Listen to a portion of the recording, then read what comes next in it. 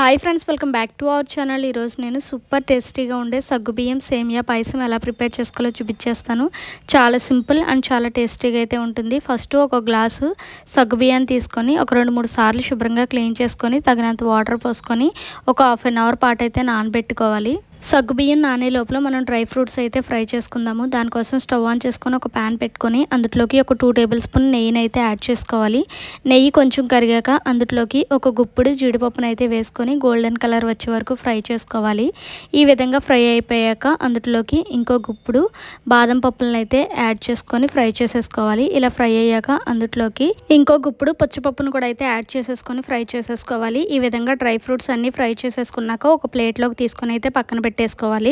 ఇప్పుడు ఇంకా అదే ప్యాన్లోకి ఇంకొక టేబుల్ స్పూన్ నెయ్యిని అయితే యాడ్ చేసుకోవాలి. నెయ్యి కొంచెం కరిగాక అందులోకి కొంచెం సేమియాలను అయితే వేసుకొని లైట్గా ఫ్రై చేసేసుకోవాలి. ఈ విధంగా ఫ్రై చేసుకున్నాక ముందుగా మనం నానబెట్టి పెట్టుకున్న సగ్గుబియ్యంలో అయితే యాడ్ చేసేసుకొని స్టవ్ మీద పెట్టుకొని ఒక గ్లాసు వాటర్ని అయితే యాడ్ చేయాలి. సగ్గుబియ్యం అలాగే సేమియా కూడా చక్కగా కుక్ అయ్యే వరకు అయితే ఒక 5 మినిట్స్ పాటు లో ఫ్లేమ్లో పెట్టుకొని కుక్ చేసుకోవాలి.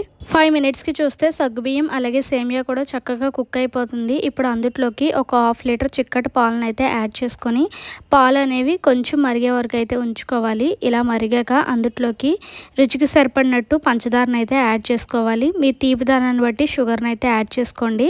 ఇలా షుగర్ వేసేసుకున్నాక ఒకసారి గరిటెతో బాగా మిక్స్ చేసేసుకొని ఒక 2 పొంగులు వచ్చే వరకు కూడా లో ఫ్లేమ్లో పెట్టుకొని అయితే కుక్ చేసుకోవాలి. ఇంకా 5 మినిట్స్కి చూస్తే పాలన్నీ దగ్గరికి వచ్చేసి మనకి సగ్గుబియ్యం సేమియా పాయసం అయితే రెడీ అయిపోతుంది. ఇంకా ముందుగా మనం ఫ్రై చేసి పెట్టుకున్న డ్రై ఫ్రూట్స్ని అన్నీ కూడా అయితే యాడ్ చేసేసుకొని సర్వ్ చేసేసుకుంటే ఎంతో టేస్టీగా ఉండే సగ్గుబియ్యం సేమియా పాయసం అయితే రెడీ ఫ్రెండ్స్. మరి మీకు కూడా నచ్చినట్లయితే తప్పకుండా ట్రై చేయండి. ట్రై చేసి ఎలా వచ్చింది ఏంటి అనేది నాకు కింద కామెంట్ సెక్షన్లో కామెంట్ చేసేయండి. Okay, bye friends.